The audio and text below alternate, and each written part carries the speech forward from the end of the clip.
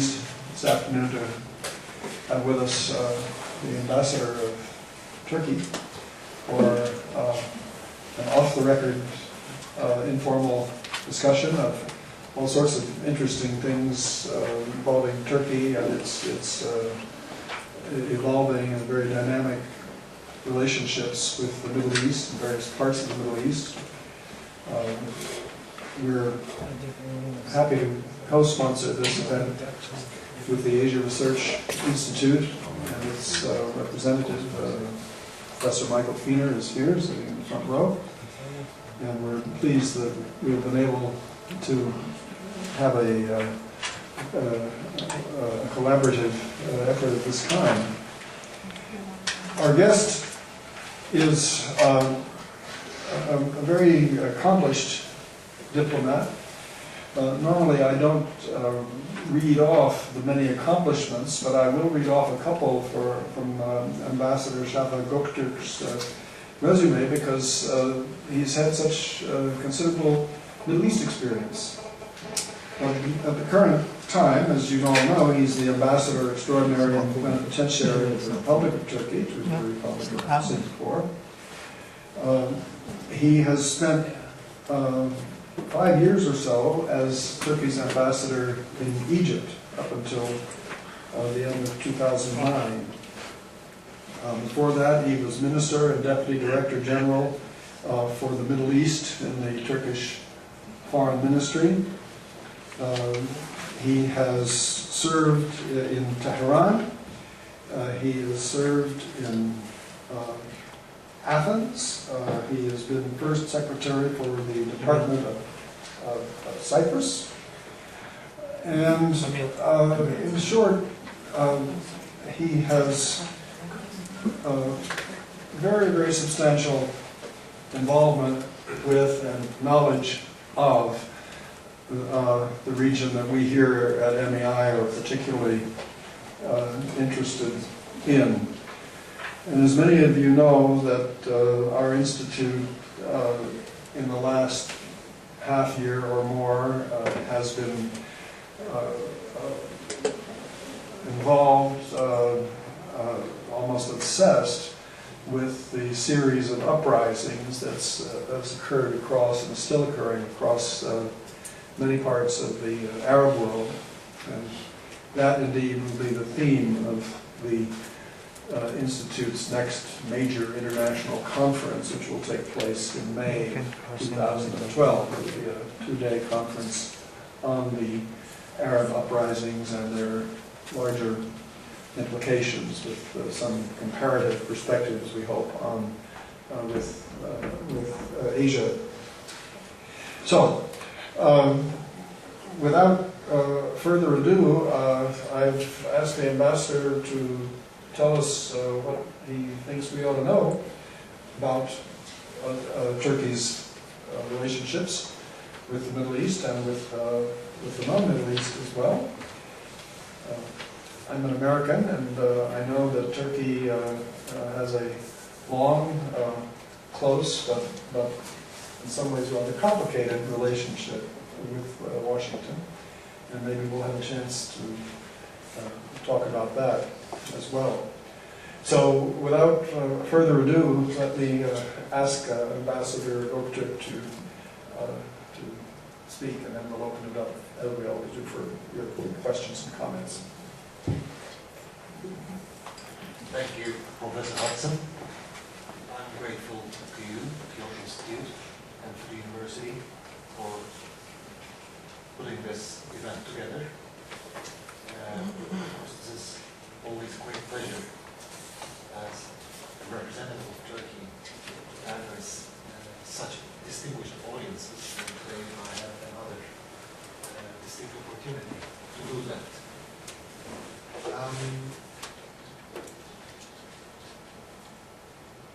I plan to give you an overview of where Turkey stands in today's regional and global affairs within the span of half an hour or so. By doing that, I would like to give you an impression of what Turkey is about. Because in this part of the world, and some of you are from this part of the world, I can see, Turkey is not sufficiently understood and perceived on its own merits. Something that we have been, as representatives of Turkey and the NGOs from Turkey, private persons as well, working to build on in distant lands like this one. Certainly, Turkey's relevance comes under limelight at times like these, especially when you look around the tumultuous events taking place in the Middle East, I should say, the tectonic shift of center of gravity of economic and then political center of the world towards the East in general, rather than the Atlantic axis. We shall be speaking more of a Pacific axis during this century. So let me try to give you as clear a picture as possible about where Turkey during this transition is situated. Well, Turkey's significance and relevance in its geography cannot be overstated. It has 1,000 years of uninterrupted presence and prominence in its respective region, which is something rather unprecedented by European or other continent standards, say countries like China. It serves as a bridge between whatever you conceive as East and West, that can be defined, but certainly it serves as a bridge between those two.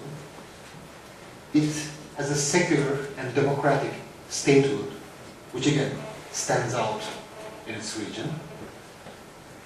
It is an economic power engine. It has a tremendous cultural diversity and economic vitality. Probably at this point I should give you some figures. We are a nation of about 73 million people, quite young. The 61% of the population is beyond the age of 34, which corresponds to about 45 million out of 73. We have about 500,000, half a million university graduates every year. 25 million of the population is actively employed. And Turkey is ranked as the 5th biggest labor power if ranked among the EU member countries. Turkey's GDP is approaching the $1 trillion level. It has become the 16th biggest economy in the world and Europe's 6th largest. Its per capita income has exceeded $10,000 in the year 2010. It is going up. Its annual trade volume is around $300 billion and also rising. And we are a member of G20. I will stop here for quoting these figures and go back to the basic tenets of our foreign policy. The founder of our republic, Mustafa Kemal Atatürk, taught us a motto, which is now commonly known by almost everyone around the world: peace at home, peace in the world. Because he saw that these two are very interlinked, and that's what Turkey needed in a sustained and permanent fashion. We have a realistic vision of the world. Yes, we have a vision, but it's not a romantic one. It's based on hard facts. In our part of the world, you can't really dream much. You have to look around and take care of what's going on around you at each and every moment you are on your job. It was a source of stability for a long time. Now it is increasingly becoming a generator of stability. It has the historic and cultural capacity to read the fabric of and the undercurrents of the regions surrounding it, be it the Balkans, the Caucasus, the Middle East, Eastern Mediterranean. It aligns its power with assistance and cooperation. It has a proactive sense to respond to the calls of its neighborhood and beyond. It harmonizes its regional interests with the global ones, which is not always a very easy thing to do. And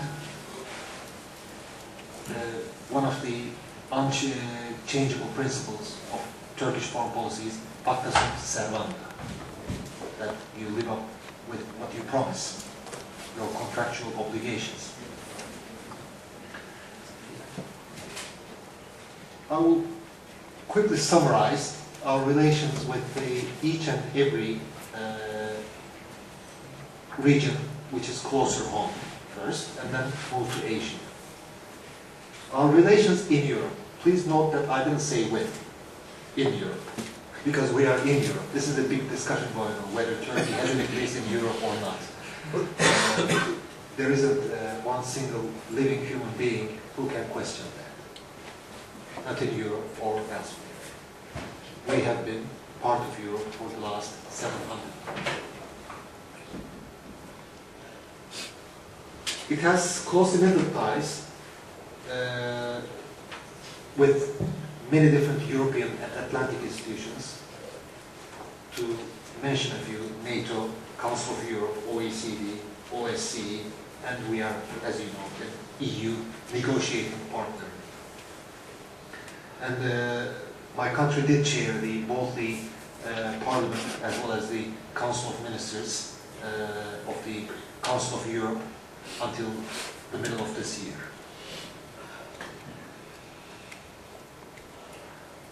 Relations with the EU.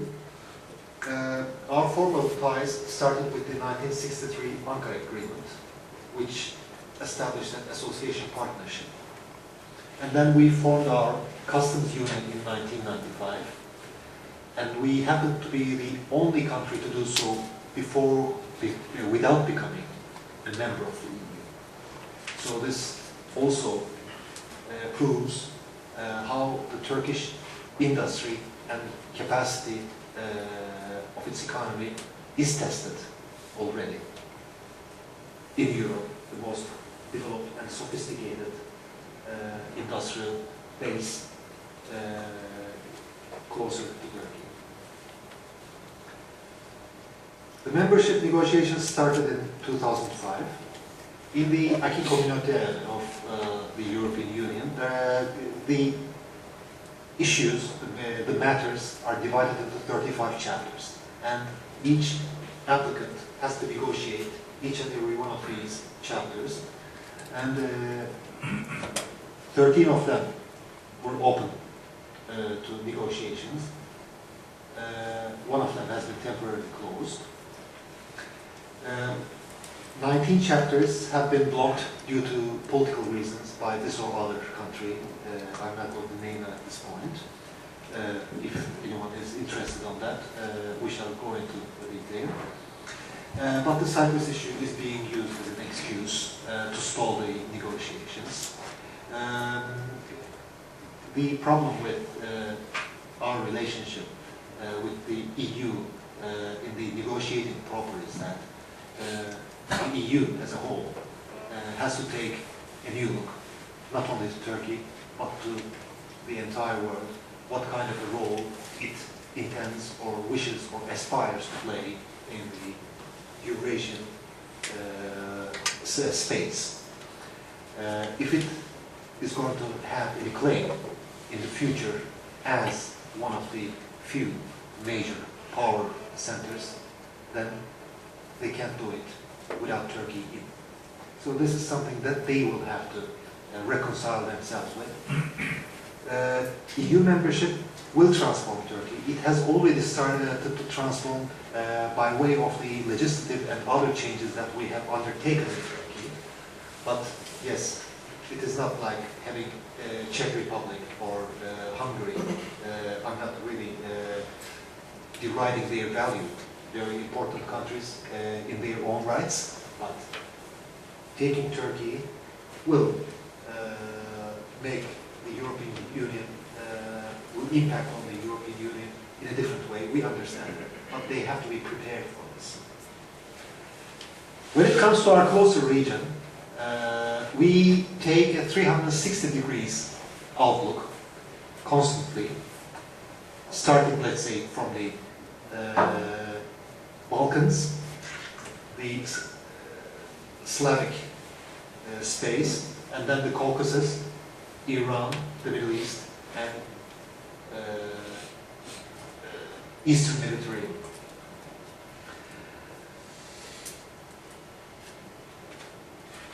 As you know, Eurasia constitutes an integrated whole. It has always been as such. And the history of the world in the past 200, 250 years has been about controlling Eurasia. And if you look at the world map, Mercator projection, I'm sure one of the first spots that will catch your eye will be the centrality of Turkey in this layout.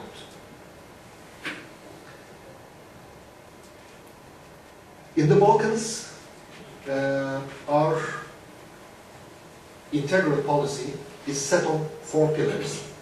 They are high-level political dialogue, security for all, no exception, extensive economic cooperation, and preservation of the multi-ethnic and multicultural nature of the region. Forming zones of common interest and fostering regional integration are the 2 main tools that we employ to this end. And we also strive to strengthen the state structures of Bosnia-Herzegovina and Kosovo. You may note that Turkey has been participating in both the military like KFOR and EUFOR and civilian missions like UNMIK, ULEX and UPOL for many years now. And we also play a leading role in the Southeast European cooperation process, of which we were chairman until last year.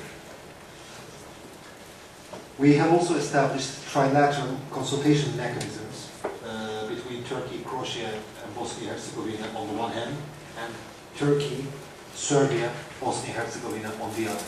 And the latter trilateral mechanism helped ease the tensions in Bosnia-Herzegovina in the past 12 months.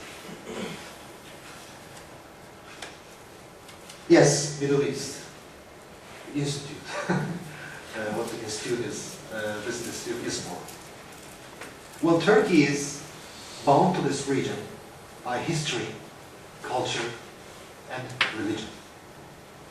We have a legacy of common life space. Let me make a distinction here at this point, a conceptual distinction. The Republic of Turkey is a relatively young phenomenon. It came about after the First World War, that is to say, the collapse of the Ottoman Empire, and was established with the vision of bringing about a nation state, which we succeeded. It is new in that sense, but it draws on the accumulation of experience, knowledge, and culture, and history of what had transpired 900 years prior to its birth. The revolutionary momentum that is replacing the status quo in the Arab Middle East today involves the change of the 1 century-old status quo. Please, let's make no mistakes about it. This is not about replacing this or other autocrat who have been enjoying his position for the past 20, 30, or 40 years. It is about a 100-year-old status quo. When was the status quo formed? When did it come to life? This followed the First World War. The Ottoman Empire was disintegrated.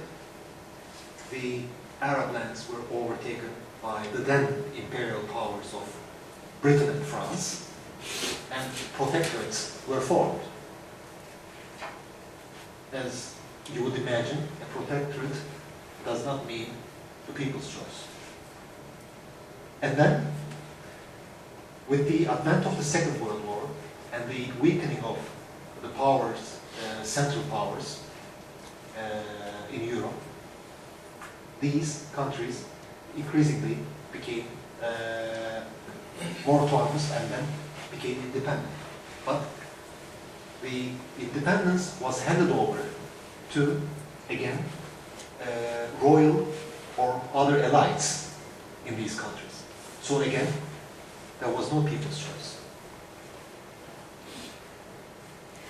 What followed these afterwards? Also think of the context of the Cold War and how it affected different corners of the earth, and first and foremost the Middle East, which embraced Europe from the south with all its attendant natural resources, fossil resources in the north. Some of them were overtaken by the leftist nationalist single-party regimes, which are first and foremost now crumbling, or have already fallen. So, the movement from the end of the First World War until recently has been a succession of takeovers by rulers who had always stayed outside the domain of the people's interests, their own nation's interests. Oh yes, they did take care of their interests to the extent it bolstered their own security. When I was ambassador in Egypt, I chose to use the term security states for defining Arab states. And this did not really, I did not really distinguish between the republics, so-called republics. I called them the republican dynasties because the name is republic, but if you look at Syria and then the preparation in Egypt, they looked more like dynasties because their kids were being prepared for the job and so on. Or in one case it had already been taken over. And look at Gaddafi, his family's role. Even if there wasn't a blood link, the system worked in that fashion. In other words, it was the elite of the elite that was ruling the country. So these security states and their the paradigm that they wrote about was basically about their own survival. I will stop here about the domestic aspect of these changes and try to give you a sense of how it will impact on the Middle East question as we know it. The Arab-Israeli dispute in its wider sense and the Palestinian issue at its core.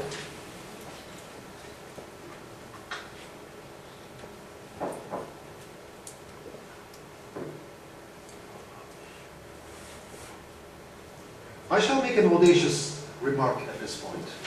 I will say the Middle East dispute is also normalizing itself.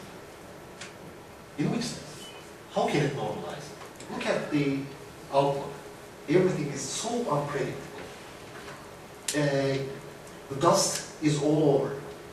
People are waiting as if the dust will settle at some point, and then they will have a clearer vision of where each one stands and how to take an action on this or other question.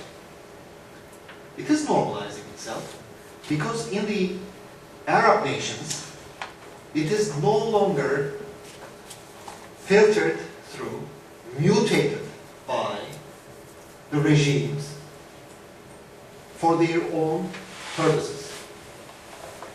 It was already evident before the succession of collapse of the Arab regimes started early this year, that the once rallying point of the Arab rulers, the Palestinian issue, which accrued them the much needed legitimacy that they lacked at home, had already become a liability starting from the 90s.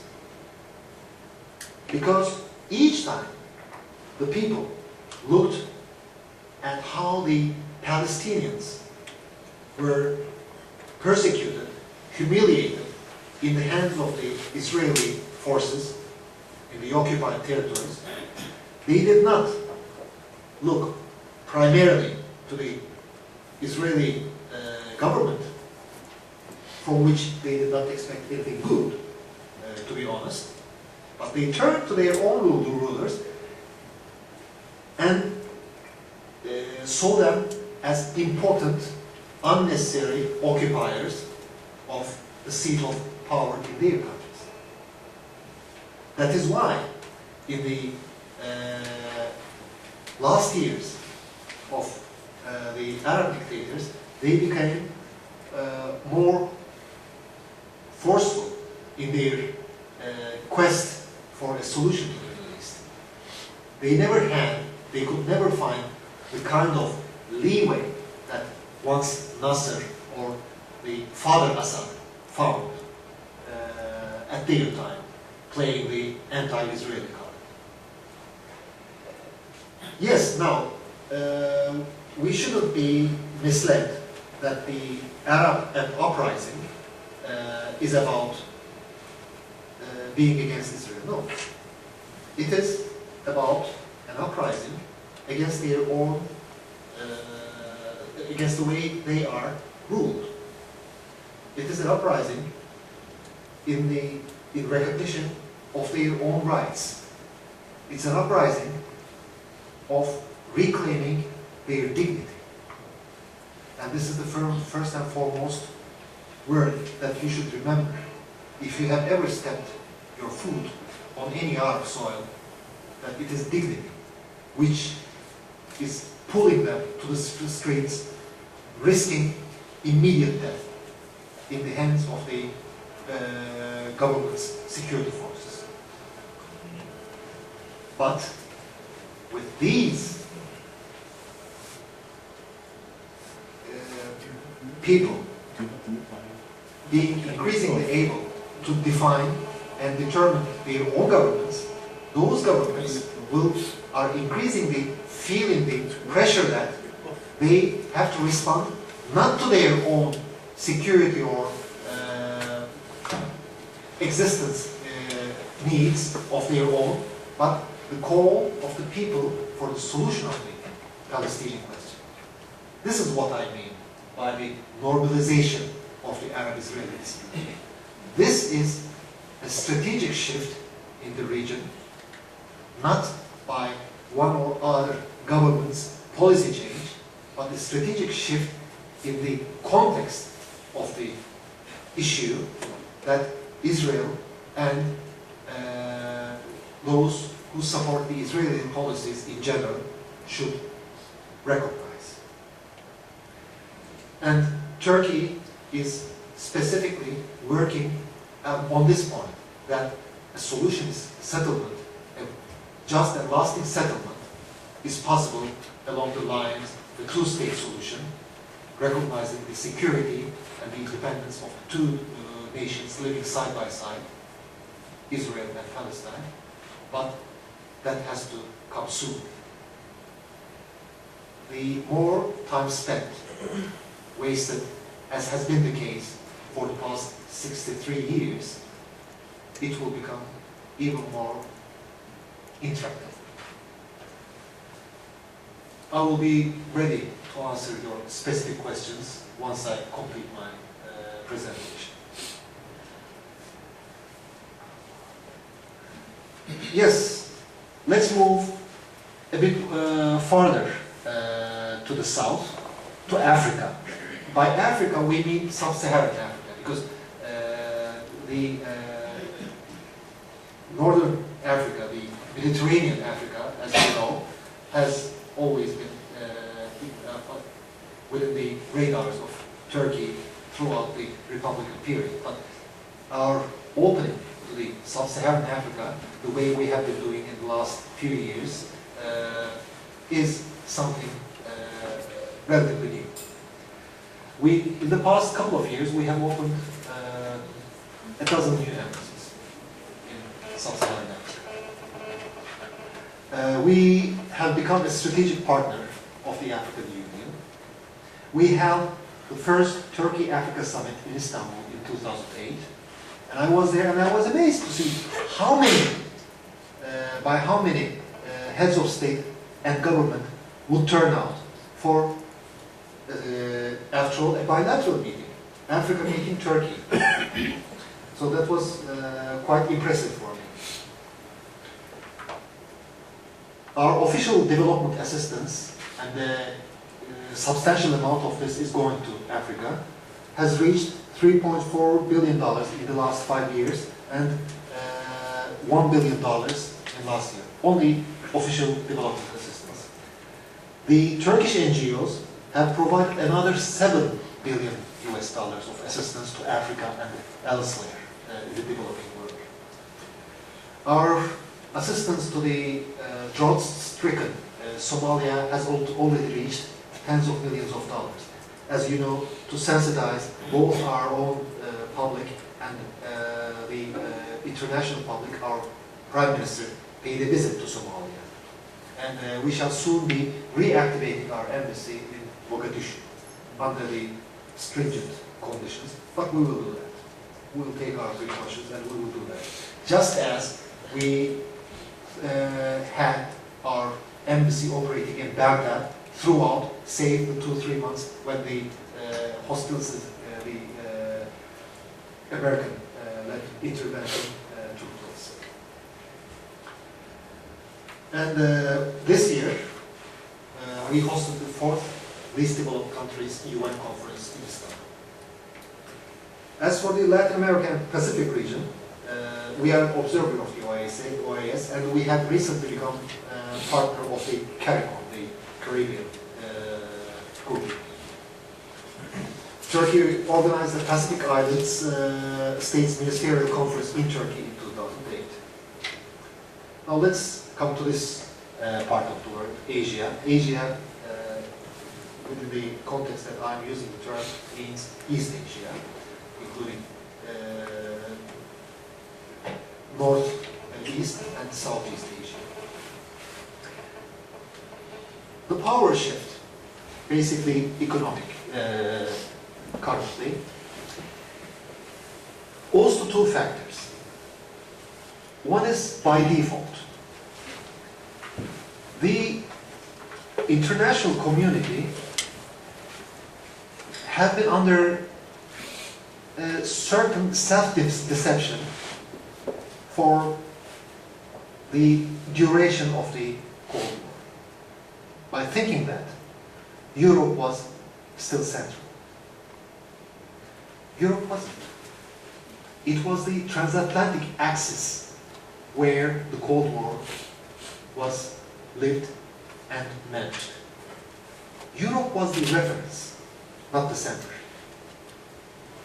And so long as the Cold War itself neutralized the powers of Europe, so the European weight, especially the political one, around the globe further weakened.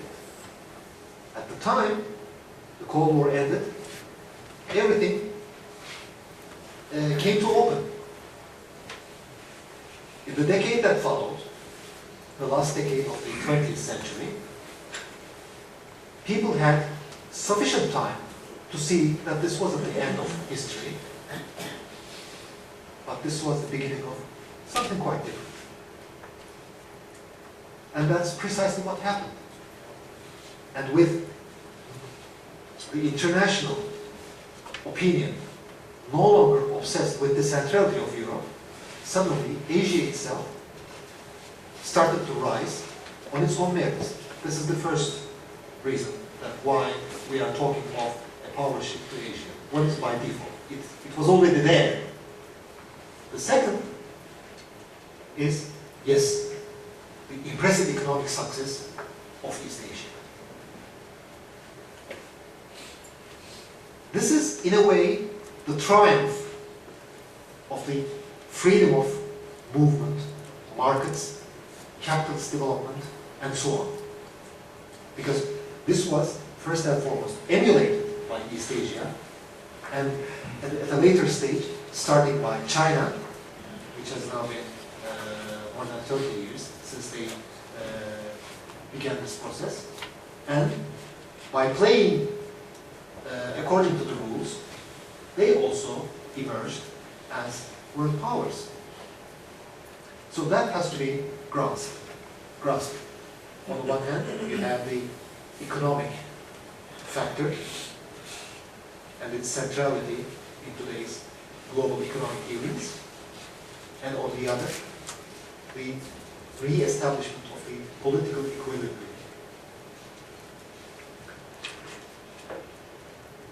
And we will see, as we are already witnessing, the increasing strategic importance of the Indian Ocean and the South China Sea, which was in fact almost perennially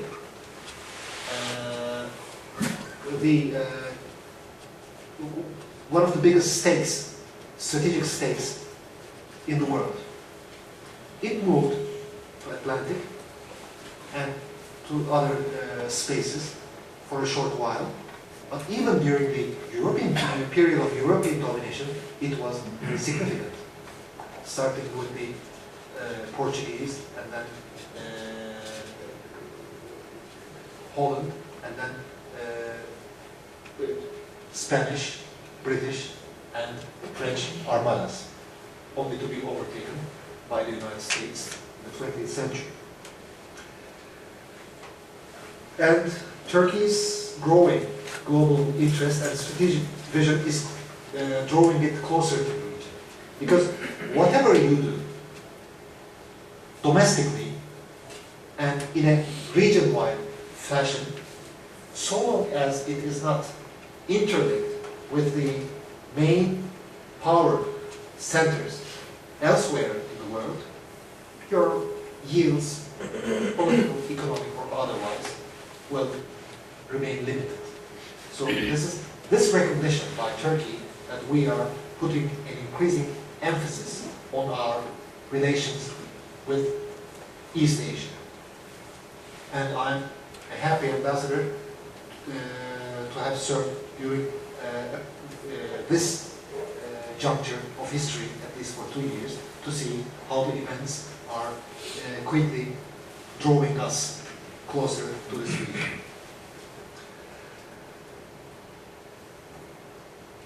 Only last year, we became party to the Asian Treaty of Amity and Cooperation. Our foreign minister traveled all the way from Turkey to Hanoi only to sign that agreement during the ASEAN ministerial session there.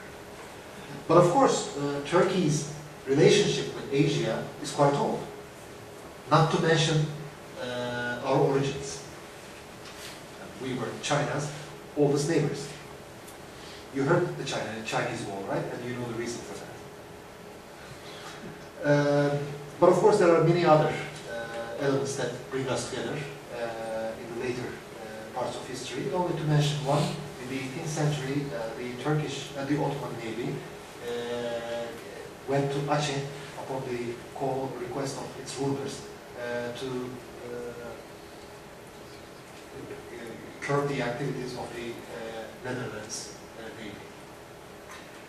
So I would like to stop here.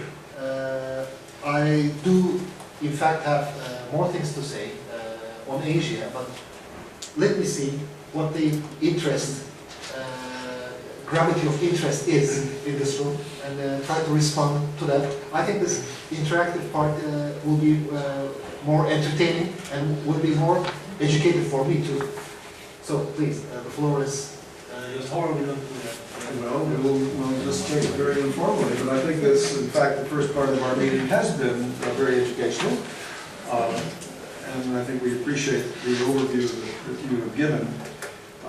I know there are lots of questions, but let me begin just by a little story. I was in Turkey 15 years ago or so, and I remember meeting officials from the Ministry of Foreign Affairs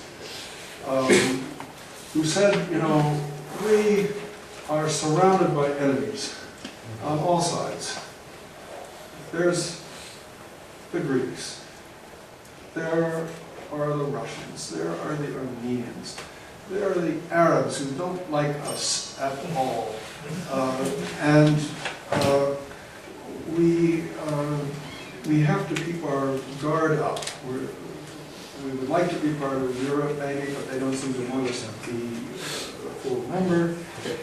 And I'm struck by, in a way, how things seem to have changed, because Prime Minister Erdogan and his foreign minister have articulated, as you mentioned, a policy of creating friendly relations 360 degrees in all directions, and that is really impressive. We could have studied, in fact we did study the Middle East for quite a long time, and there was a question whether Turkey was really much involved with it anymore. After the collapse of the Caliphate, after the end of the Ottoman Empire and so forth, it was quite possible to think of the Middle East as a separate regional subsystem without a lot of reference to Turkey. That, it would seem, changed. But I have to ask, even though we understand, I think, that there's been quite a remarkable shift in the way Turkey handles not only its internal affairs with the dominance of the AK party, and its external affairs, where it would have seemed, at least until some time ago, that the policy of friendship in all directions was really working. And we were talking about, those of us that write about Middle East international relations, were talking about the return of Turkey as a system changer. Turkey on the one hand, and then that most improbable little state called Qatar on the other, because in both cases, the big case and the small case, the diplomacy was agile and active, and it seemed to be filling a vacuum created by the stagnation, the dissonance in the Arab center, particularly Egypt, because Egypt kind of dropped out of the picture for reasons that we all understand. And so we were talking about, and I suppose we still are, Turkey is moving into, in a sense, move or reshape the balance of power in the region in a certain direction. But it occurs to me that as you look, if you were sitting, I'm only imagining this, but if you were sitting in the office of the foreign minister today, it is not all that rosy a picture. I mean, you have, after all, now you have a huge rupture with Israel, which certainly complicates Turkey's relations with the United States. You have a honeymoon with Syria that suddenly went sour when things went really bad in Syria itself. You have Turkey dealing with an Iraq, which in some ways there's good news in a Kurdish region that Turkey benefits from and joins in economically, but with a larger Iraq, that is going, who knows, in which direction. You have a revolutionary Islamist ideology of a certain kind in Iran. It's not quite the same as what is being promoted in Turkey. And now you have the uprisings that you were referring to in the Arab world, which at a minimum create a great deal of uncertainty and confusion. So I guess what I'm wondering, sorry for this long preface, but I'm wondering if you could spell out for us a little more where you think, or how you think Turkey can help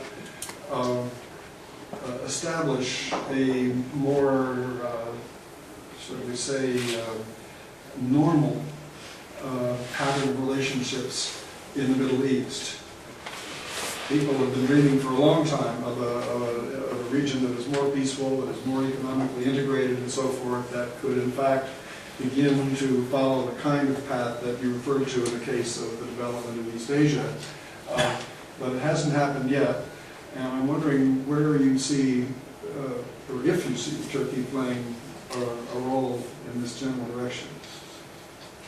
Well, thank you, Professor Hansen. In fact, while I venture to respond to the points that you have raised, I will also be able to complete some of the elements that I was sharing with you at my opening statement. My colleague who spoke with you 15 years ago must have been quite pessimistic. I wasn't that pessimist even at that time. 90s were just a bright period. It might have been longer than 15 years. Yes. But let me make clear how Turkey perceives its friendship with its entire neighborhood.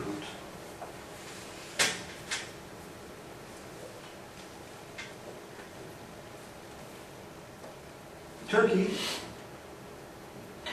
as a republic, came into being after the collapse of an empire. So it was natural that we had the limitations and also concerns emanating from that sudden rupture. And many of the countries who later in the 20th century became independent were part of the Ottoman Empire. And usually under the process of autocratic nationalism, history does not really serve as a tool to foster friendship. Turkey may not have been, for at least a part of its republican history, very embracing towards its neighbors, but I can assure you this was a mutual affair. What happened gradually, starting from the 90s, in fact, we can go back as far as the 60s for the Arab rapprochement. In 1965, we gradually mended relations, starting with Egypt and other countries. So it is a long, long process. But of course, the more visible, discernible shifts came more recently in the past 10, 15 years. And this government, which has won its third mandate recently, has invested a lot in in creating a cooperative sphere of relationship instead of a more problematic one. And to a considerable extent, this policy succeeded. But as you have said,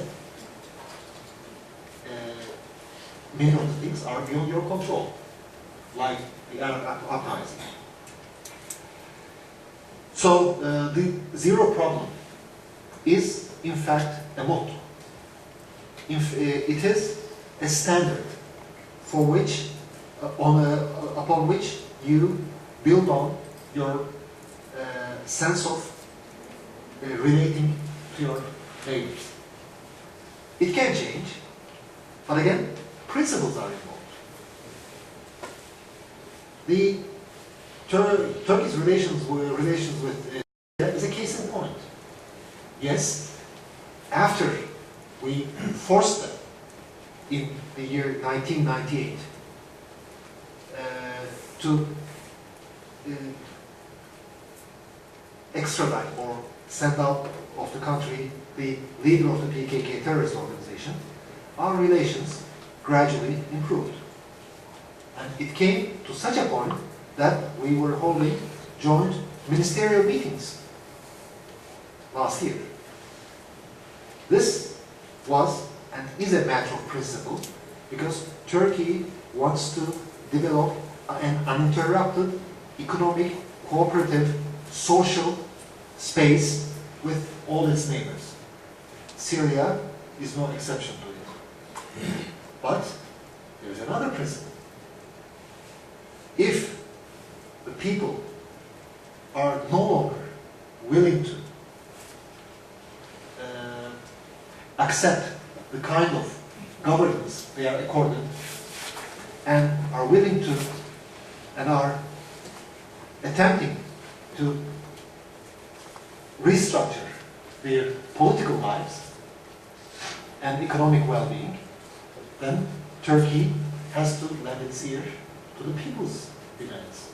And that's precisely what happened. And if you look at how the Turkish policy since the beginning of the uprising in the Arab lands, you will see a constant line of consistent policy. Of course, there have been times where, like everyone else, Turkey may have dithered for a very short while because of the because of your state-to-state relations.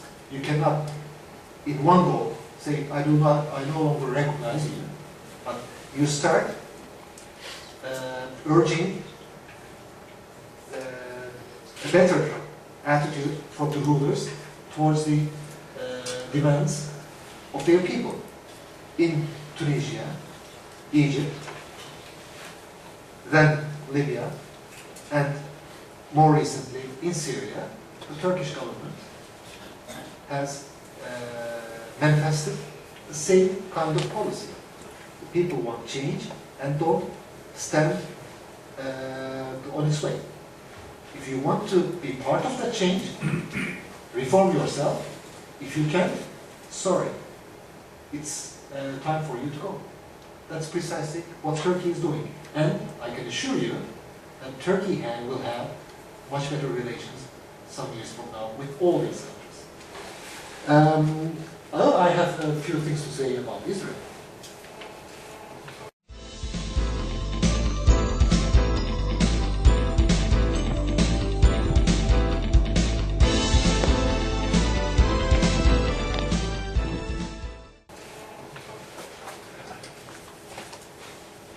Turkey recognized Israel as one of the first countries at the United States. We have a history with their forefathers. It was in 1492 when the Jews were fleeing the Spanish Inquisition. The Ottoman Empire embraced them. And that's why we still have a Jewish community in Turkey. I traveled to Israel several times. And each time I met Turkish-speaking Israeli citizens there.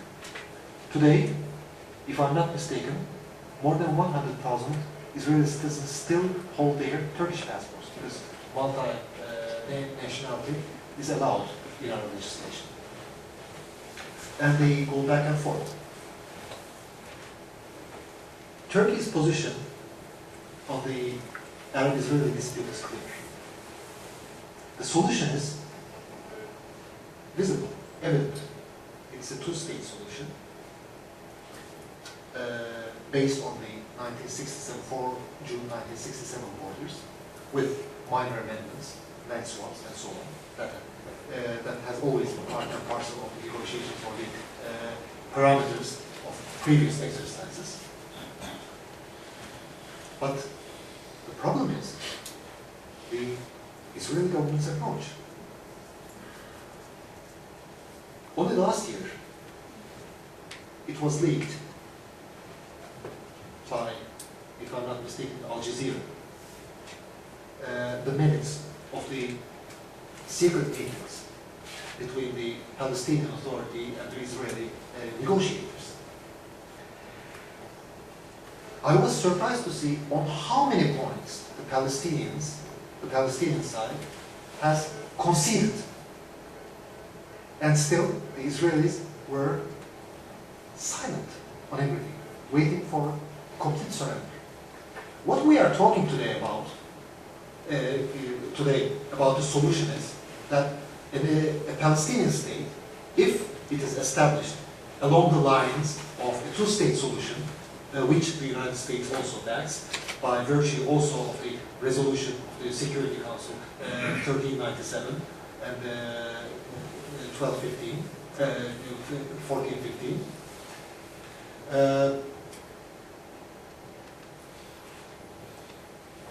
it will constitute 22% of the land that Palestine was allotted by the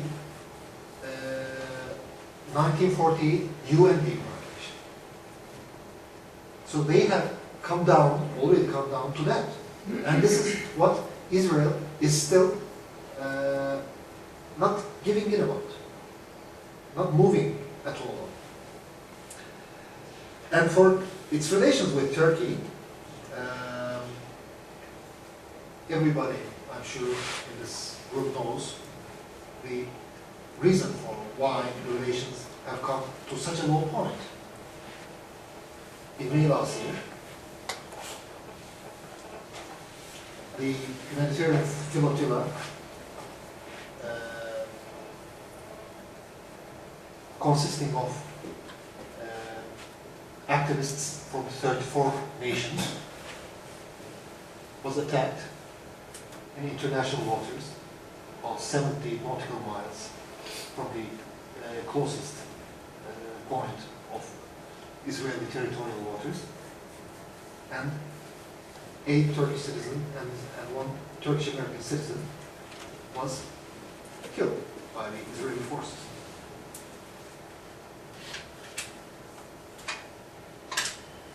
Even this report, the Palmer Commission report, that we objected to some of its conclusions, admits that excessive and lethal force was used. They were shot at close range, and they sustained multiple shots, 13 to 20 or even more bullets around the head and chest area. What kind of a self-defense is this?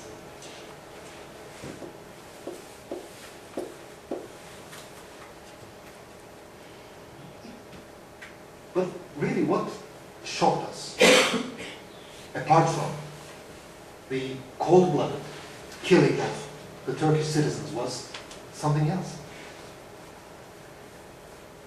All throughout history, we sheltered Jews. During the Second World War,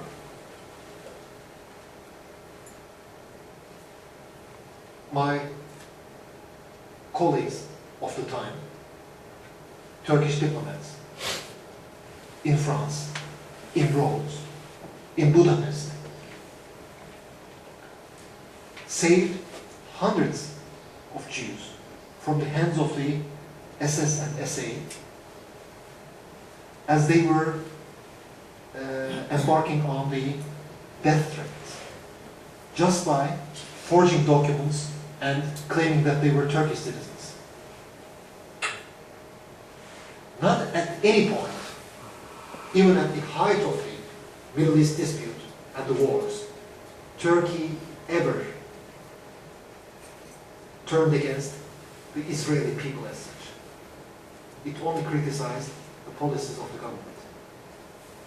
And then, this Israel goes, the Israeli government goes, and as if they are acting in self-defense, they can kill 9 citizens from a nation who always sheltered, protected, and nurtured their well-being.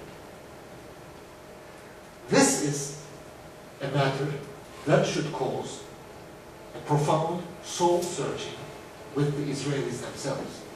It is not simply about this or other UN commission deciding on this or other detail of an incident.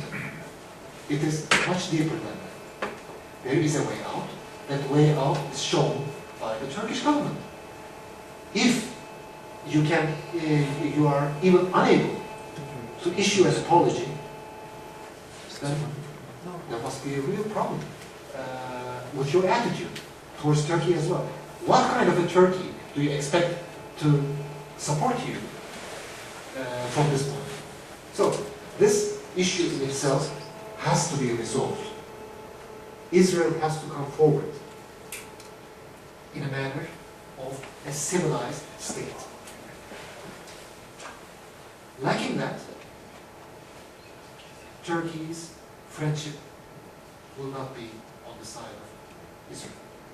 But Turkey will always consider the people of Israel as friends.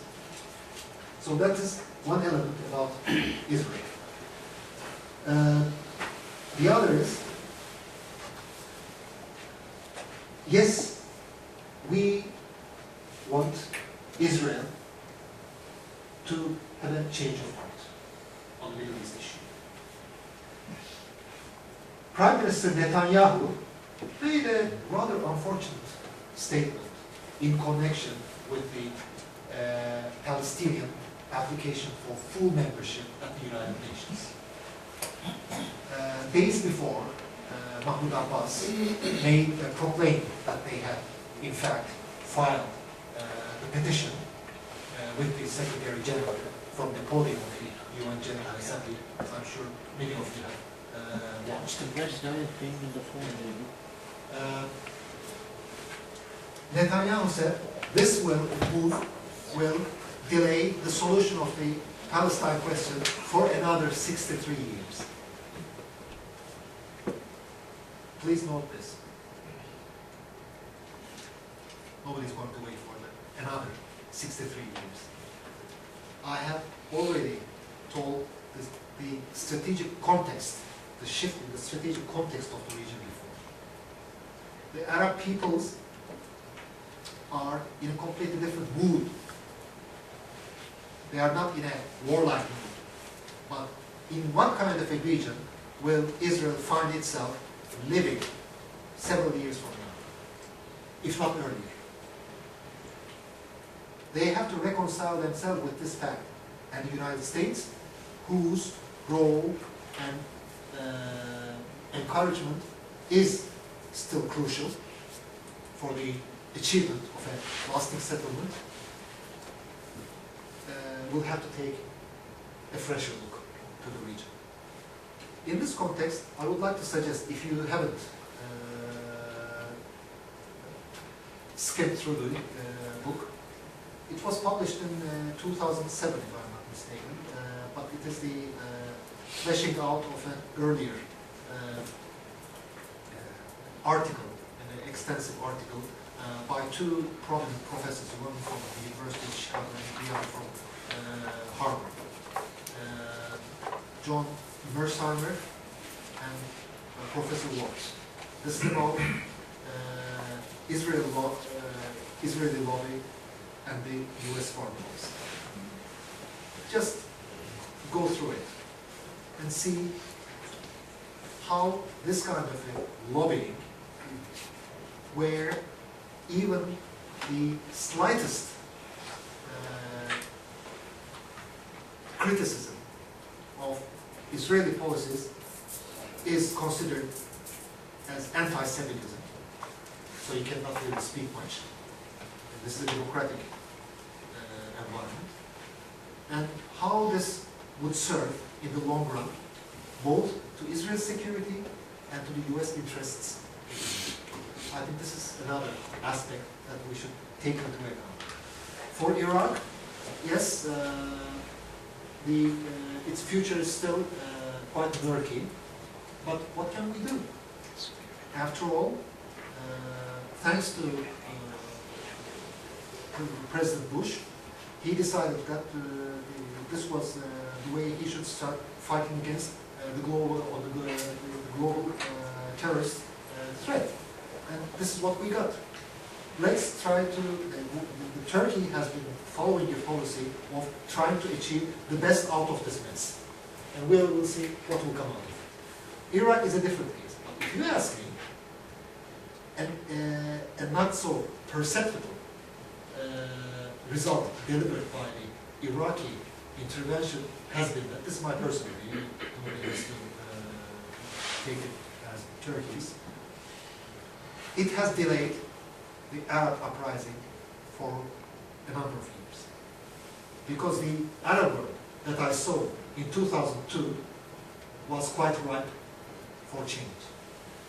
It contracted the shock and awe, as Donald Rumsfeld named the precision bombing of Baghdad and other military as well as strategic targets as the hostilities started in Iraq in March 2003. The real shock and awe was the way the Arab regimes felt for their own future and how they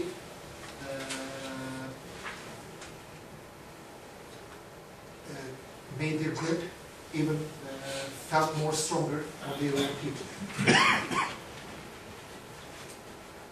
I think the region in general is headed for a much brighter future, and that will have Turkey in a much better way. Well, let us hope so. Now let us open the floor, because I have a feeling there are many questions. Perhaps we could take 3 brief comments or questions, and then you could respond to a batch so that we can hear from more people, if there are that many questions. Yes, please. And could you identify yourself? Yes, Jason Aswell. I'm CEO of a company here called Future. First of all, I'd like to say I recently had a wonderful vacation in Turkey, and I must compliment you on a beautiful country and a wonderful people. On the question of Turkey and the European Union, I was wondering whether Turkey's move into the European Union will not kind of constrain Turkey's freedom of action as far as its own region is concerned, because every country which joins the European Union has to kind of not completely be subservient, but has to take into account the larger European Union's wishes as far as foreign policy is concerned. Thank you. Professor Sluglet, please. I know, obviously, this whole incident in last May of the flotilla, let's say, to simplify, clearly, this obviously is exceedingly important. But there are 2 things here, I think. First of all, Israel is not exactly full of friends in this region, and one wondered why they should have taken the risk of, I mean, I can see they might have sent the ships back, but they should take the risk of angering Turkish opinion, public opinion, to the extent that they did. But am I not right in thinking that this relationship has already deteriorated considerably well before that? I mean, there was a time, wasn't there, when Turkish and Israeli military maneuvers would take place together. And so, I mean, in other words, was this perhaps not more the tipping point rather than the beginning of these, let's say, less happy relations between Turkey and Israel? You take one more? Yes, please. 15, 20 years ago, your focus was very much on Central Asia, and extra European, and you didn't even mention these countries today, so does that mean that this focus has come out of that region? Let me start with the order of different questions. The membership in the EU, will it constrain Turkey's actions in the foreign policy realm?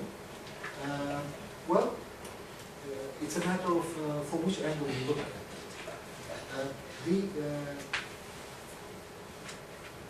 I tried to elucidate in my opening statement that Turkey's entry to the EU will transform Turkey, but it will also change EU itself.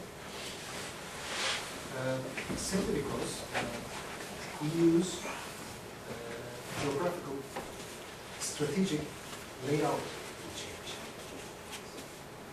And if you look how the EU operates, on foreign policy, it still has quite a weak structure, and they have appointed central figures, centralized governance bodies, but still national governments are calling the shots, basically. So what does EU aspire to see, say, 10 years ago, in the Middle East, in Caucasia, with Iran? What kind of a leverage do they have?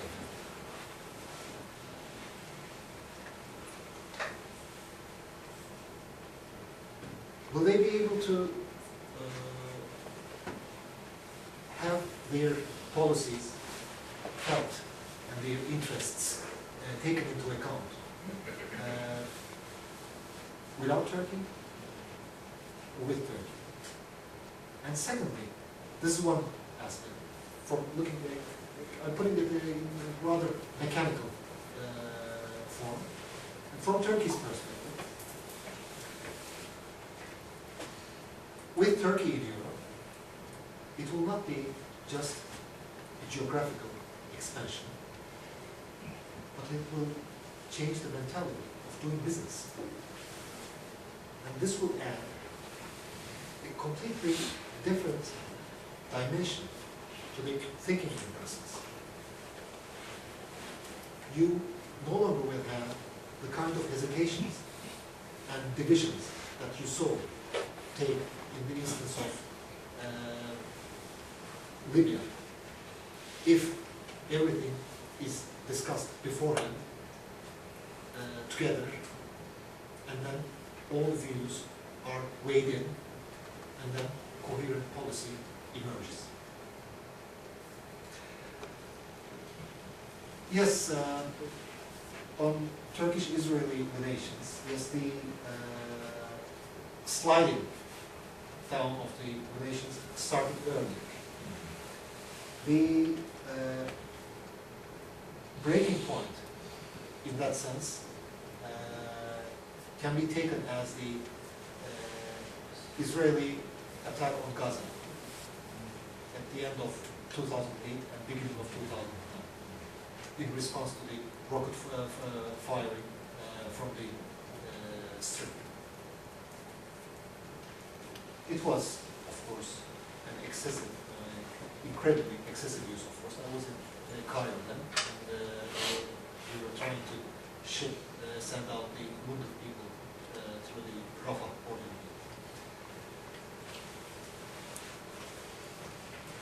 But there's another context to that issue. Only 4 or 5 days before the Israeli operations started in Istanbul, the then Prime Minister Olmert was sitting in the office of Prime Minister Erdogan. Erdogan having a telephone in his hand, talking to Bashar Assad. It was the threshold of moving to a completely new stage in the Israeli-Syrian proximity talks via Turkey. So, kind of settlement was going to be in the offing, of course, by the stepping in of the United States later on. But that was the context in which the Gaza operation started, for which Olmert did not even give a single clue, but they were discussing the security situation all around the region. He stayed in the Prime Minister's office for 5.5 hours that afternoon. And then this came. First of all, the Prime Minister saw a duplicitous behavior. And politicians do not usually forgive that. That is perhaps on a more personal level. But secondly, the kind of Israeli campaign against Gaza really raised the eyebrows of everyone.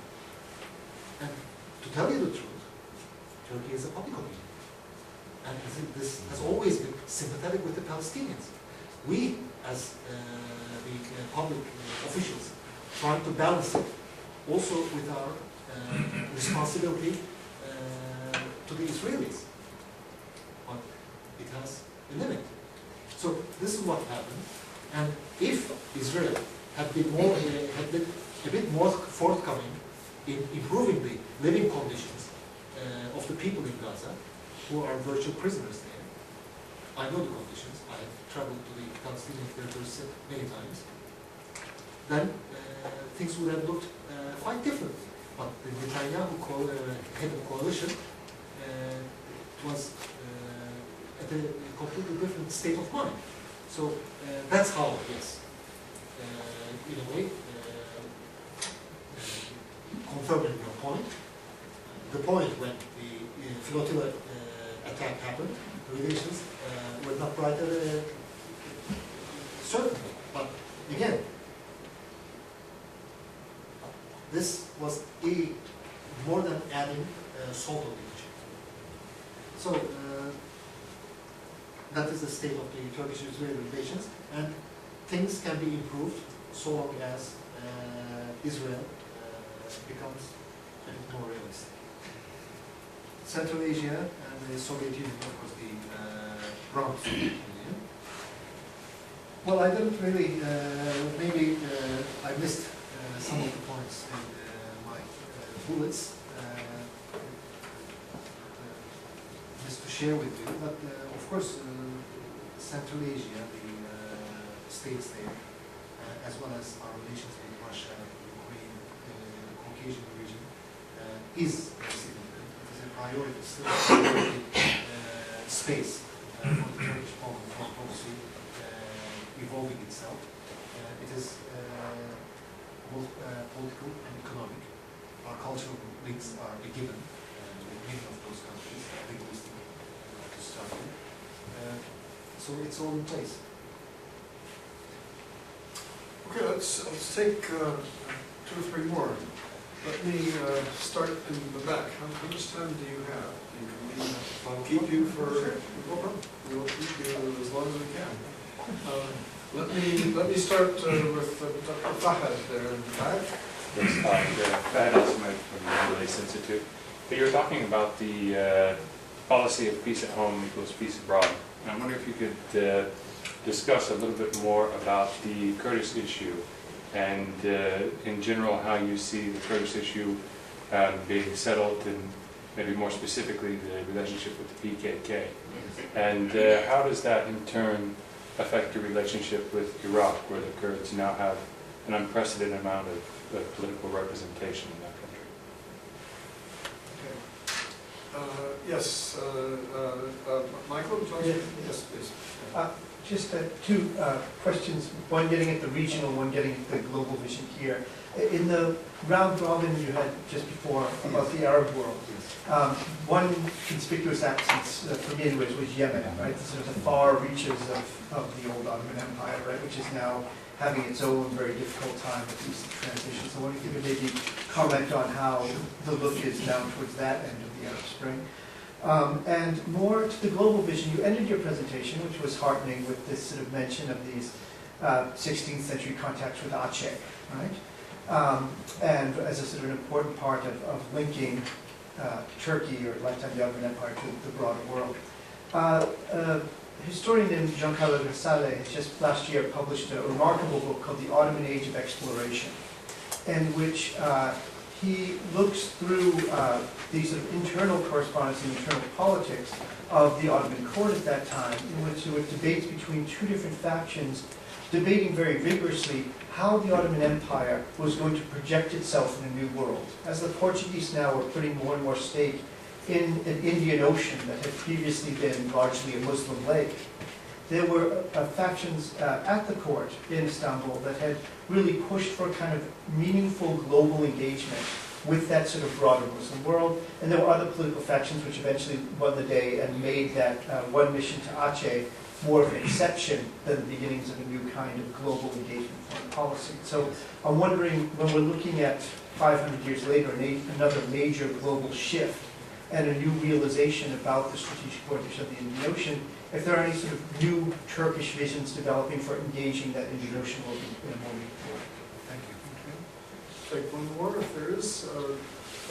Nazir, do you have a? Yeah, I just want to ask about the idea of a re-Ottomanization of the Middle East. I mean, this I'm reading. Could you repeat what you said, sir? A re-Ottomanization. Re-Ottomanization. Yeah, I mean, I was reading a Guardian piece, and then somebody wrote about how the Arab population might view Turkey's new influence in the post-Arab Spring as a kind of bad influence in a way. It's a neo-imperial movement, and I would like to get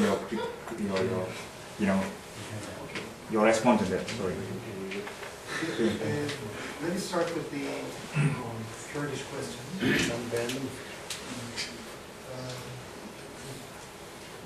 Well, for us, the terrorist campaign of the PKK and the political, social, and the economic context of the Kurdish issue are treated separately. Terror has to be dealt with as it deserves. And of course, time and again, the terrorists prove that there is only one way of responding to it, as they have again increased their urban and countryside attacks all over Turkey recently.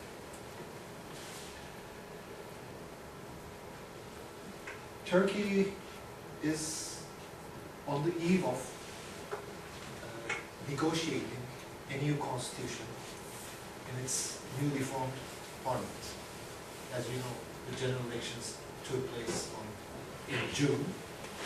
I mean, the new arithmetic in the parliament, the representation corresponds to about 95–96% of the voters. In other words, only 4% was quote-unquote wasted, as they were cast to smaller parties who could make the threshold. And this highly representative parliament is now preparing to write a totally new constitution. This is going to be the fourth constitution of our republic. We had one in 1924, the other in 61, and then the last one in 82, when we were still under a military government. But that constitution has been amended more than 80 times. So even that constitution is not the constitution that people were given as the sole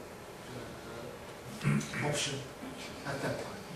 But this constitution is the basic law which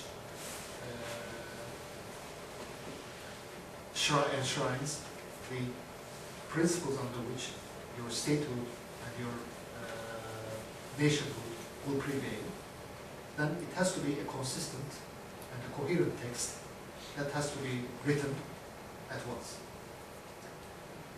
That's precisely what the new parliament is doing. The grievances resentments of the people of Kurdish origin in Turkey. By the way, Turkey is made up of many ethnicities, probably you know, and Kurds are one of them. And the shortcomings of the state in the previous decades of the Republic are going to be corrected by this constitution.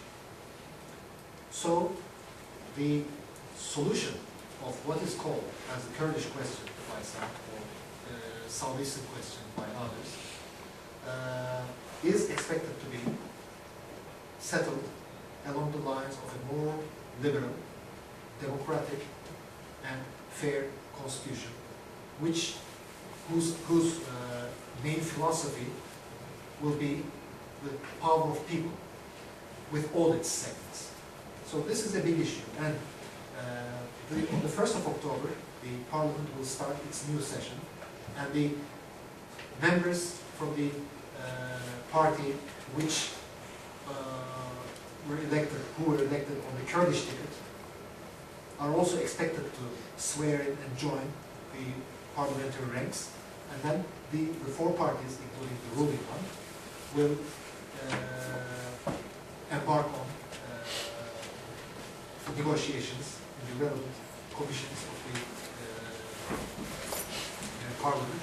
But the entire civil society will also be called in to contribute. So it is going to be an arduous and extensive task, which will take probably several years. I don't know.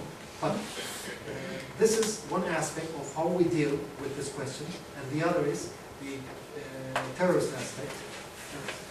The state security forces are trying to respond in the most effective manner as possible. For its ramifications to Iraq, yes, a sizable segment of the elements, PKK elements, are based in northern Iraq. They may be even beyond the control of the autonomous government, the Kurdish autonomous government in the north.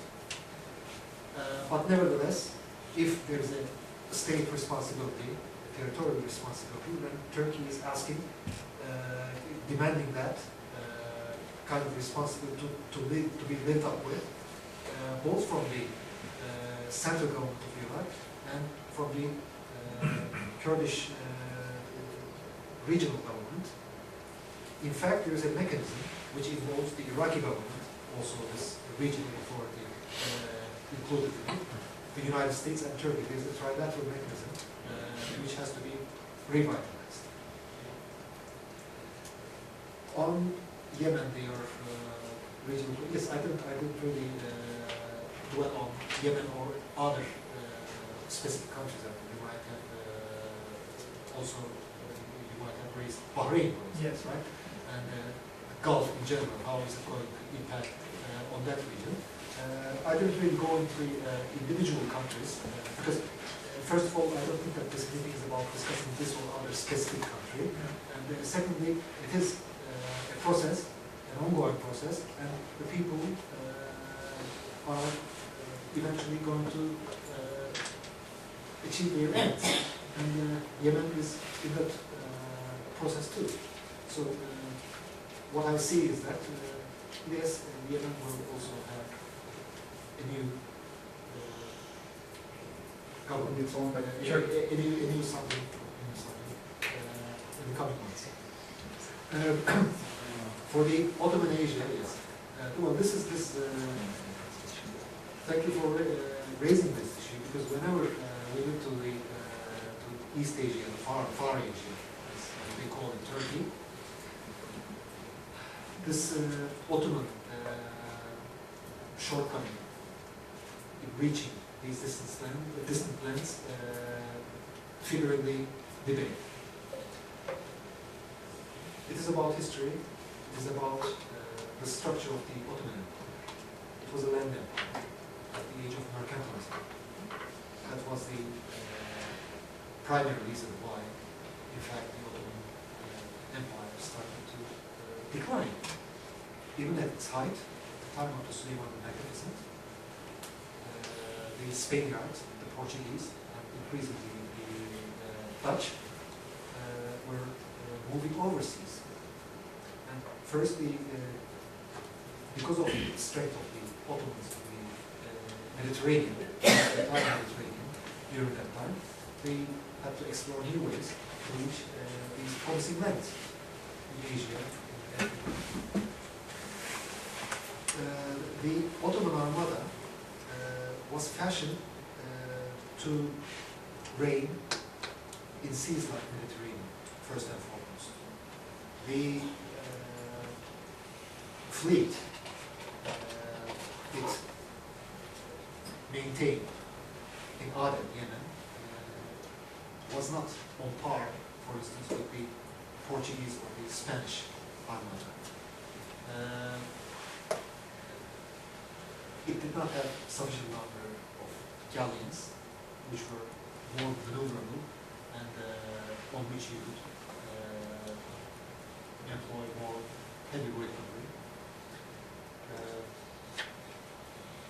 But on the other, it was a reflection of the main structure of the empire itself. It was a land empire. And of course, on the economic side, the kind of capitalist evolution, the emergence of the bourgeoisie, did not take place in the way it did in Western and Northern Europe. If you want to make a distinction between the Ottoman example of imperial life and the, say, the British, Spanish, or the French, in other words, the Western empires and the Ottoman Empire, you can also compare the Spanish Empire with the British and the French, especially how they fared in the New World. Why North America became so prosperous, successful early on, and why Latin America became a dismal place for a long time. It also has to do with the centrally controlled economy on the one hand and the private enterprise on the other. This emanated basically from the Western and Northern Europe. And it also impacted on the way you built your navy. So it's not simply about a professional or academic discussion that people had at the capital of the Ottoman Empire at the time and discussed what kind of ships they would have. I'm sure you have all, since you have interest in this matter, I'm sure you studied what happened to the Chinese Navy. Yeah. Yes, after the 15th century. Yeah. Re-Ottomanization. Well,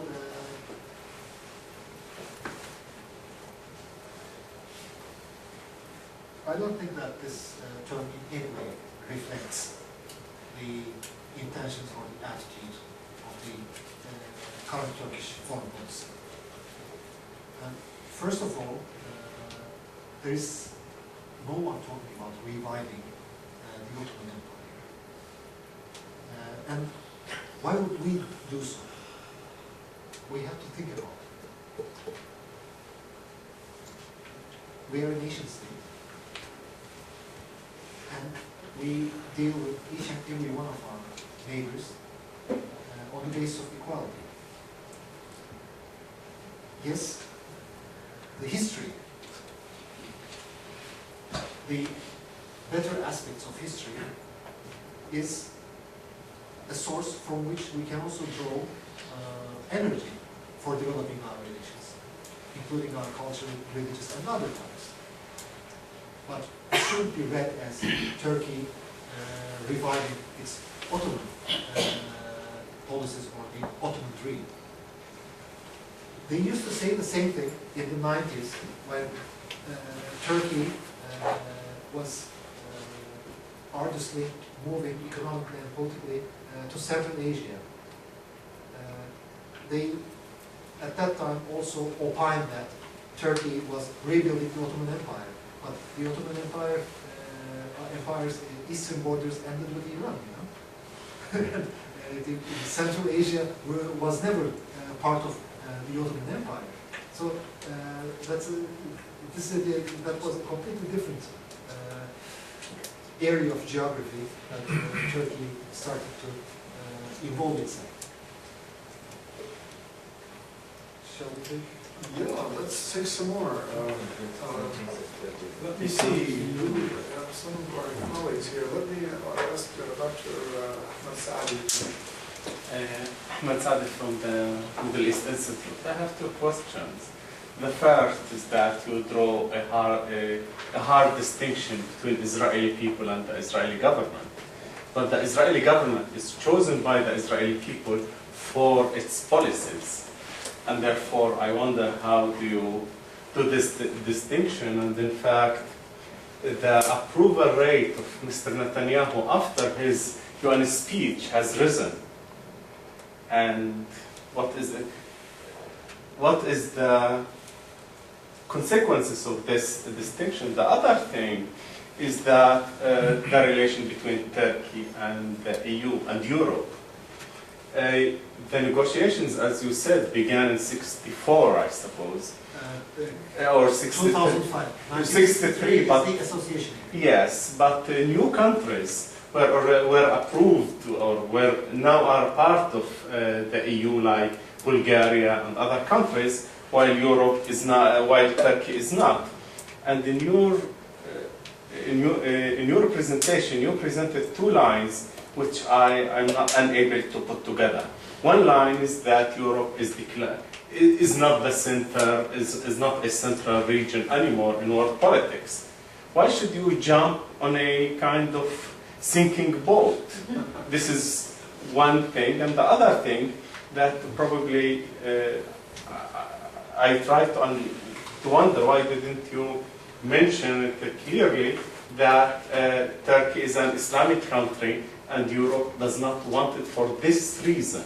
The Pope spoke about that openly, the French President Sarkozy spoke about openly, and I think in Italy and partly Germany, also probably for other reasons, doesn't want Turkey. And the question is, why should Turkey continue with this effort? If Europe is waning, if Turkey is a new regional power, and Europe seems not to want to incorporate Turkey. Thank you. Maybe, can I respond? Would you like to respond to that? There are a number of parts to this question. Distinction between Israeli government and people. Well, you can make the same argument for any country around the world. I mean, it is not about the choice of the people for this or other government. I mean, you may be dissatisfied with the performance of any government in any other country, but would you automatically go and say that the people are not good? That's another thing. Politics is a different thing. But the government's policy, of course, in democracies, they are the elected governments who pursue these policies. But on the other hand, I can assure you that the Israeli policies are criticized, the government policies are criticized much more harshly in Israel than they are criticized in the United States.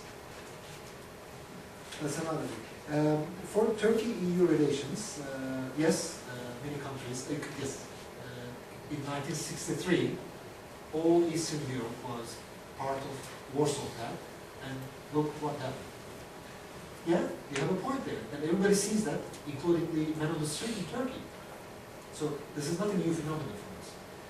The point is, as I have mentioned earlier, Turkey has, Europe has to re-educate itself about what Turkey is about.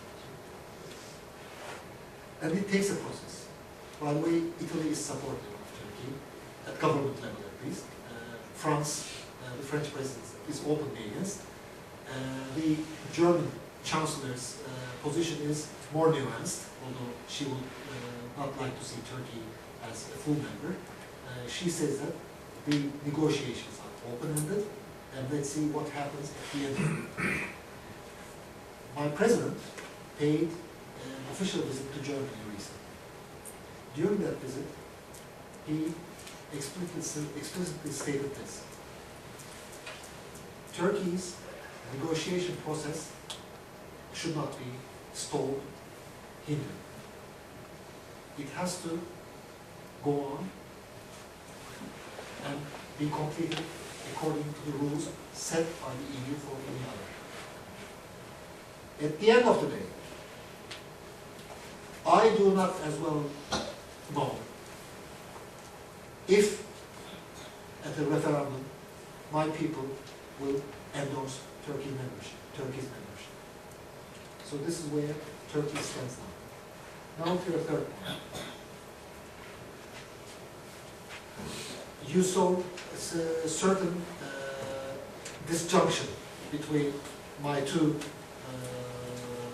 comments. One about Turkey in the process of negotiations with the EU, although facing increasing hurdles, and on the other, Turkey, Europe is no longer the Europe it had been. Precisely for that reason, that Turkey, together with the European Union, will have a much better impact from their own vantage point. And you know what? Countries rise, countries diminishes in importance throughout history, but one thing you cannot do, you cannot move the country elsewhere. We are part of Europe. You can align yourselves with overseas countries, but you are stuck to your own region, and you have to make most out of it. That's why Turkey's European vocation continues. Turkey's European vocation is in no contradiction with its relations with the Middle East or anything. This multifaceted policy has been part and parcel of the Republican era and is now taking a new and more assertive turn. That's all about it. Thank you. Okay. Nadim, and then no, after that. Thank you. Thank you, Ambassador, for your realism. And I would like to ask a question and ask you if you can extend that to the issue of Armenians. And you know, Ambassador, that grievances historically don't go away. And I don't like to frame this episode in one way or another, but they fester and they become explosive. I'd like to see how you, off the record, as Professor Hudson mentioned in the beginning, that this sitting is off the record, how you would like to address the issue of Armenians. Historical facts are clear, and that's it. Okay. You want to respond immediately, or can we take another one? There's other questions, yes. Okay, Matt, please. Okay. Yes, I'm Matt Weiss. I'm a research fellow here at the Institute. So I just have a set of interrelated questions regarding Turkey's, the deterioration of relations between Turkey and Israel. So the first is, are there any residual areas of cooperation between Turkey and Israel since the fallout over the lethal flotilla incident? I remember at one point Israel had expressed interest in receiving some of Turkey's surplus waters from the Manavgat River. Are there any, is there any remaining cooperation in those areas? Also, what prospects do you see, if any, for reconciliation between Turkey and Israel? Is there any way that the two states can engage in any confidence-building measures that would set the stage for improving our relations? Or for you, is the bottom line that that Israel must apologize for the flotilla incident and pay out compensation to the victims for relations to be restored to what they were several years ago? And then one main question that's related to that is, I've noticed that especially since the release of the Palmer report the last couple of weeks, there's been a real escalation of rhetoric between the leaders of both countries. Avigdor Lieberman on the Israeli side, the Israeli foreign minister, threatened to draw Israel closer to the PKK. But then also on the Turkish side, there was, you could say, you could characterize this as some overheated rhetoric on the part of your Prime Minister Erdogan, where he threatened to beef up Turkey's presence in the Eastern Mediterranean. Now, I do agree that, to a certain extent, Erdogan has the right to express his indignation at Israel's completely intransigent stance with regard to the flotilla incident. But I wonder, do you fear that if the escalation of rhetoric on both sides might be creating a very dangerous climate, that things might eventually reach the point of no return, and there could be the outbreak of active hostilities between the two countries? Thank you very much. Okay, we'll take one more question if there is one. I don't see one at the moment, so Ambassador, would you care to deal with those two? On the Turkish-Armenian relations, historical issues, historical facts. Yes, on the historical facts, there is a platform which has already been laid out, and the Turkish side is awaiting the Armenian side to join in. That is a joint historical commission to take up every matter. But the Armenian position has been that a priori their claims should be taken as facts and used before starting joint with the participation of historians and everybody from third countries as well, if you like, to study, have all the documents, historical documents relating to that period, and come out with a conclusion for themselves. So this is my answer to your question about historical facts. The other element is, yes, in order to normalize our relations with Armenia, as you may have followed, in 2009, two foreign ministers signed an agreement in Switzerland. And that agreement had a number of components, including the establishment, activation of this commission. But then Armenia moved back on its position, especially on its claims regarding non-recognition of the borders with Turkey. And also with the perpetuation of the conflict with Azerbaijan, things seem to have stalled. But Turkey is ready and willing to give life to that agreement signed between our two foreign ministers. And as I enunciated, enumerating the principles that guide our foreign policy, I said, Professor Safak, if you sign the paper, you have to do that, live up to it. Turkey and Israel relations, yes, naturally it evokes a considerable amount of interest also in this room. Is there a residual area of cooperation? We don't need a residual area of cooperation with Israel. We were cooperating in almost every field, and trade is still ongoing, nominally. But before responding your question on the specifics that you outlined, I want to put it in a context. How the Turkish-Israeli relations blossomed to the point where they were in 2008. Turkish-Israeli relations had been quite distanced by virtue of the Arab-Israeli conflict, even during the calmer times of the region, in the 60s, 70s, 80s. The 90s, especially 93, starting from 93, something happened. The Madrid-Oslo process started. At that time, the later slain Israeli Prime Minister Yitzhak Rabin embarked on talks with Yasser Arafat, the late Palestinian leader,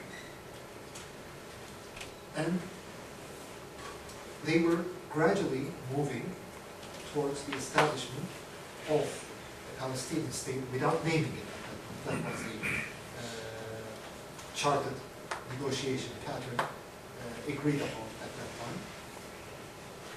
And they gradually handed over, you may recall the areas B, A, B, C, to Palestinian control, starting with Jericho and so on.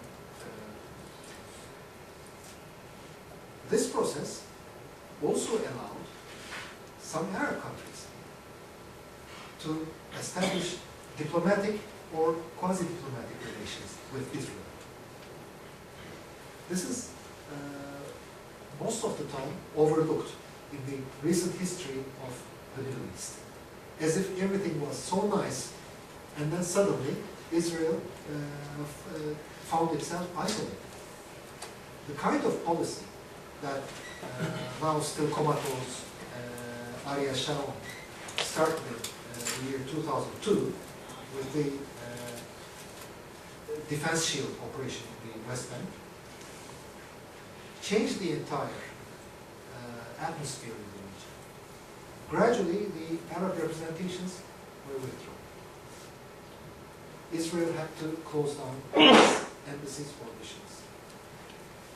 The only product which remained from that time was the 1994-95, which was concluded in 95, the Jordan-Israel peace treaty, which followed more or less the footsteps of the Camp David agreement. But then the Jordanian-Israeli relations also turned cooler. The Turkish-Israeli cooperation, which expanded, coincides with that period. And it went on for quite a long time. We tried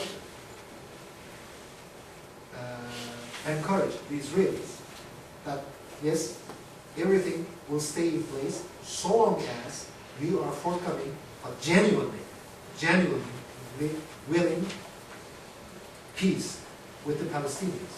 We shall be helping this. We went as further as going of establishing industrial zones in the occupied territories with the help of the Israelis, with the logistical help of the Israelis. In Gaza, in West Bank, 2 or 3 of them. I know it because I was at the helm of the business center. We discussed this with the Israelis.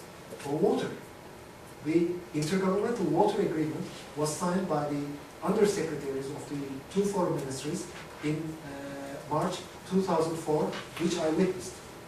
I accompanied our undersecretary. It was signed in Jerusalem.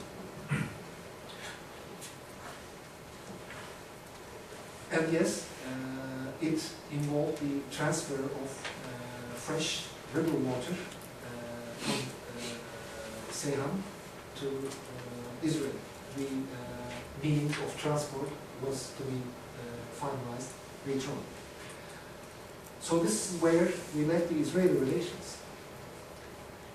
Yes, as another friend of ours rightly pointed that these relations did not go upside down in just one incident, the flotilla incident. It started from before. But even there was a context for the deterioration of the relations in 2000, at the end of 2008. But Turkey persisted. We had the same government, the same prime minister, and the same policies in place. So it is about time for Israel to look at the mirror and to understand where the things went really and miserably.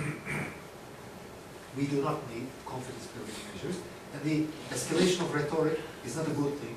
None of us would like to see that. But as you know, it is not only the Israeli factor.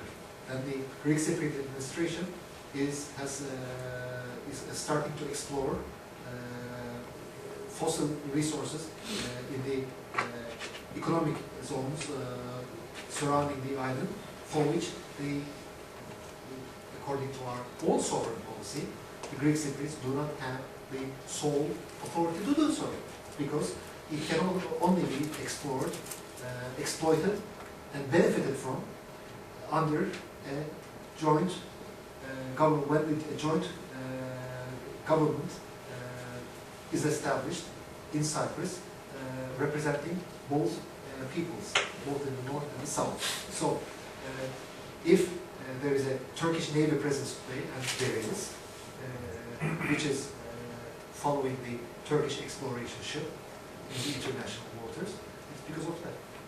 Thank you. Well, we're near the end.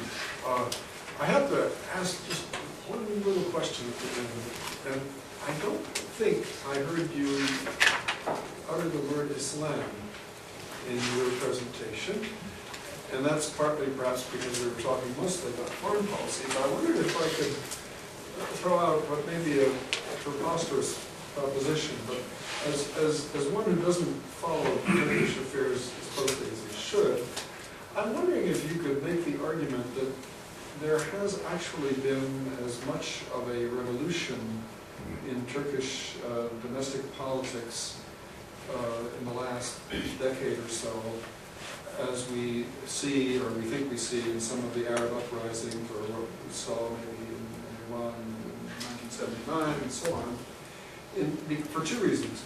One being that Islamic politics, which was sort of off the table with the legacy of Ataturk, as I understand it, for a long time, is not only on the table, but sort of dominates the table.